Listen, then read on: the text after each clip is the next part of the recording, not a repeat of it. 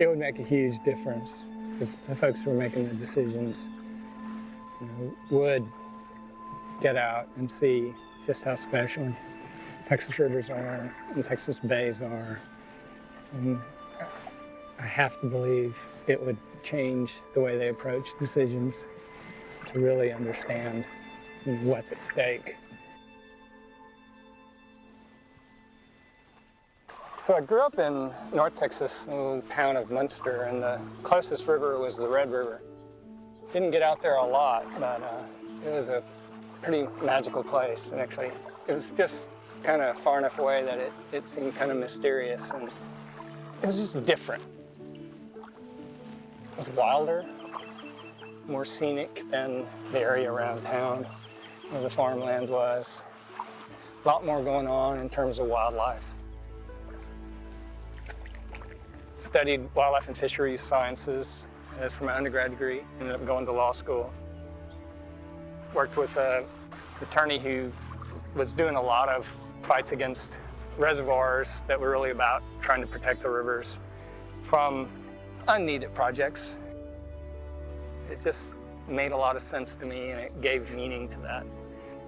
Doing something to protect the natural world and pass it on to future generations, and kind of haven't looked back.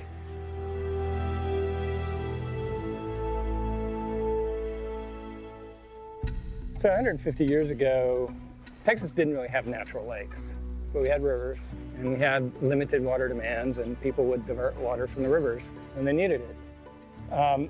As the population has grown and the water demands have grown, the ability to just meet those needs by pumping out a river during dry years wasn't adequate. So we started building reservoirs, putting dams on the rivers to catch flow so that during those dry periods you'd have a lot of water in storage that you could then pump out and apply to use. And we have now built about 200 what are called major reservoirs in Texas. When we first issued water rights in the 1800s or the 1900s, and we didn't really think much about what are the environmental implications of giving the right to take that much water out of a river, and have literally issued rights to take out more water than there will be in the rivers during drier years. If we're not careful, we'll dry up the rivers, we'll lose the health of the river, which will also affect what happens to our bays and estuaries on the Gulf Coast, because they rely on those river flows to keep them healthy.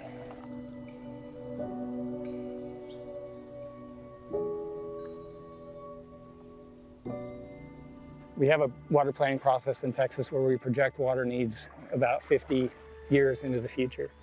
We project needs for municipal and industrial and irrigation, for mining, all those things, but we don't project, well, what does the environment need? What's the environment going to be like in 50 years?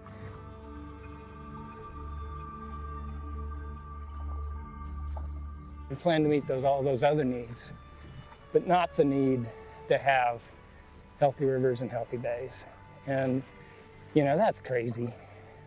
I can't imagine that the people of Texas think it would be okay to just wipe out our rivers and our bays.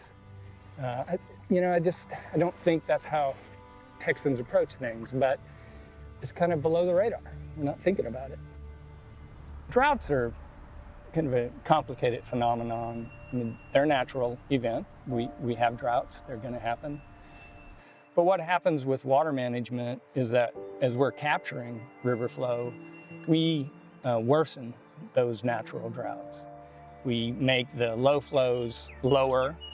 We make the duration longer because we're capturing water in reservoirs, or we're taking it out of the river, we're diverting it for human use. And so it's that combination of things that really drives the river very low. And that's a time when some organisms that can't move freely, they're gonna dry out, they're gonna die. And parts of the river are gonna dry up. 2011 was incredibly intense drought, very low rainfall, kind of unrelenting heat. Reservoir elevations were down, water was just evaporating really, really quickly, and we weren't getting rainfall. You had portions of the Guadalupe, there was no flow.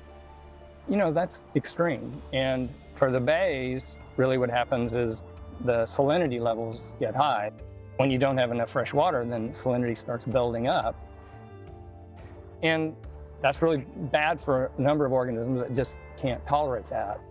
It can just decimate the oyster population. A certain amount of that in the system can recover, but if you take it too far, if we push it too far, it may not recover. And then, you know, we've lost the oyster fishery. People tend to think about it during drought, and then we forget when it rains, and we kind of start getting lazy in our habits and start being wasteful about water use again. So we just can't afford to do that. I mean, we've got a limited amount of water, we've got a rapidly growing population, and if we're going to continue to have flowing rivers and healthy bays, we have got to use water as efficiently as we can. You know, we still put way too much on lawns. We have leaky pipes in our distribution systems. Just lots of things that we do where we use water in a really wasteful way. And it's just way too precious to treat it that way.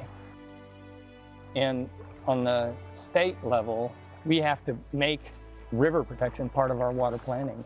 We plan for all these water needs, but we don't plan for healthy rivers. We don't say, well, you know, how much water does the river need to stay healthy? And let's plan to provide that water, because if we don't plan for it, we're not going to have it. We're going to fail.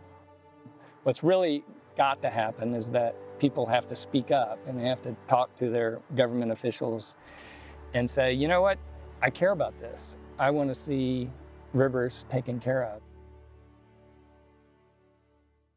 There's this tendency to, you know, to focus on economics, which is incredibly important, but in the process, we tend to forget about how important the natural beauty and natural attractions of Texas are in that economic growth. If we waste that, I mean, it's going to cost us, not just ecologically, but it's going to cost us in terms of the economy. I'm not just doing it for a job, I'm doing it because I care. I feel like there's so much at stake. And so, yeah, it's really hard. And I have to remind myself every once in a while, I mean, this is the long battle, not the short one. And there's still a lot of good that can be done, a lot that can be protected. And, you know, some of it gets lost along the way. It's sad. But it's not the end of the fight. Got to keep going. Too much at stake. Can't quit.